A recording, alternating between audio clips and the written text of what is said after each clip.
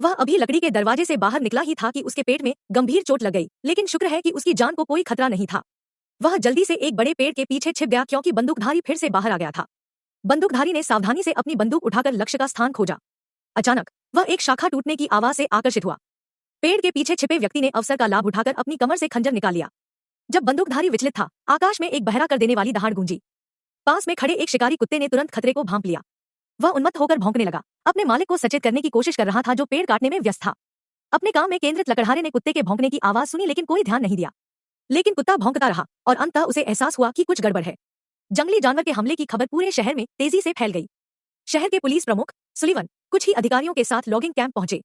दोनों लकड़हारे लगभग टुकड़े टुकड़े हो चुके थे, उनके अवशेष हर जगह बिखरे पड़े थे, उनके शरीर का एक भी पहचानने लायक टुकड़ा नहीं मिल रहा था। भालू शिकार विशेषज्ञ डगलस बिना बुलाए पहुंच गए। उन्होंने एक मोटा मोटा अंदाजा लगाया। वयस्क भूरा भालू सामान्य से कहीं ज्यादा बड़ा था, अनुमानतः 3 मीटर से ज्यादा लंबा और 1 टन से ज्यादा वजन का।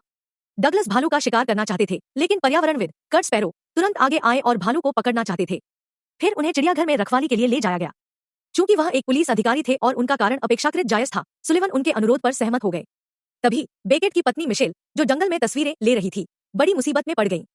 कोई उन्हें देख रहा था। मिशेल ने तुरंत खतरे को भांप लिया। उन्होंने चारों ओर देखा और जो देखा उसे देखकर उनकी सांसें थम गई। यह एक विशाल भूरा भालू था। मिशेल का दिल बैठ गया और भालू स्प्रे निकालते हुए उसके हाथ कांपने लगे। लेकिन तभी जो व्यक्ति वहां पहुंचा वह बेकेट का भाई रॉन था। शुक्र है कि वह समय पर पहुंच गया, वरना मिशेल जोंक्सियों का शिकार बन जाती।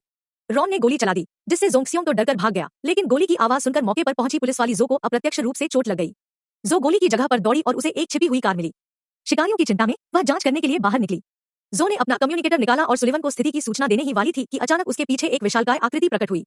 कॉल के दौरान सुलिवन ने जो की चीखें सुनी और स्थिति की गंभीरता को समझा। बिना किसी हिचकिचाहट के उसने डगलस को पहाड़ पर बंदूक लेकर उस खतरनाक भालू को खत्म करने का अधिकार दे दिया। इस बीच बेकेट और उसकी सहायक केली पहाड़ पर पहुंच गए थे। उन्होंने उस जाल का पता लगा लिया जिसमें पहले मिशेल फंसी थी। खून के धब्बे देखकर बेकेट चिंतित हो गई। उसकी पत्नी ने भालू स्प्रे का इस्तेमाल किया था, जो दर्शाता था कि वह खतरे में थी। केली ने आसपास के माहौल का विश्लेषण किया और उसे किसी संघर्ष के निशान नहीं मिले। मिशेल बचाव दल द्वारा बच निकली होगी। दोनों जल्दी से ढूंढने के लिए उठे। आखिरकार रात होने पर उन्हें मिशेल और रॉन मिल गए। सौभाग्य से सभी सुरक्षित थे। बेकेट ने कहा। सुलिवन ने भालू को खत्म करने का भी सुझाव दिया, वरना और लोग मर जाते। लेकिन बेकेट ने जोर देकर कहा कि अगर हो सके तो उसे जिंदा पकड़ लिया जाए। कोई भी एक दूसरे को मना नहीं सका। हालांकि बेकेट को जल्द ही एहसास हो गया कि उसका विचार कितना बेतुका था। आधी रात को आने वाले खतरे से अनजान सभी सो गए। सौभाग्य से रॉन ने तंबू खोल दिया, जिससे केली बच गई। कर्ट ने जानबूझकर अपना निशाना चूक दिया। वह बस विशाल भालू को डराना चाहता था, लेकिन उसे नहीं पता था कि वे उस जानवर का निशाना बन गए हैं। वे वहां और नहीं रुक सकते थे। रॉन ने आगे बढ़कर अपना सामान समेटा और निकल पड़े। वे उसी रात निकल पड़े। अगले दिन जब वे जंगल के किनारे पहुंचे तो उन्हें यह देखकर आश्चर्य हुआ कि विशाल भालू उन्हें देख रहा था। अपने लक्ष्य की गति की दिशा जानने के बाद वे उसके पीछे चल पड़े।